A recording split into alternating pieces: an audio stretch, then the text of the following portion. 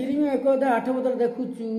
जे जिरिम कहले मु बालक प्रभु ताऊ कहते तुम भय कर ना 1:8 कारण सदाप्रभु कहते तुमको उद्धार करने आम तुम संगे संगे अच्छु तुम जाओ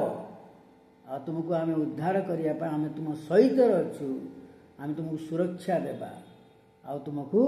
उद्धार करवा कौन सी लोक तुमर किछि करि परिबो नाही सेते सदाप्रभु अपना हस्त बढ़ाई तांकर मुख स्पर्श कले जिरिम कहले सेते सदाप्रभु हाथ बढ़ाई मो मुख को स्पर्श कले तांकर से मुख को स्पर्श कले आउ सदाप्रभु कहले देख आमे अपना वाक्य तुम मुखरे देलु प्रभु अपना वाक्य तांको मुखरे देले सेही वाक्य को लोकमान को निकट रे से शक्तिर सहित महाशक्तिर सहित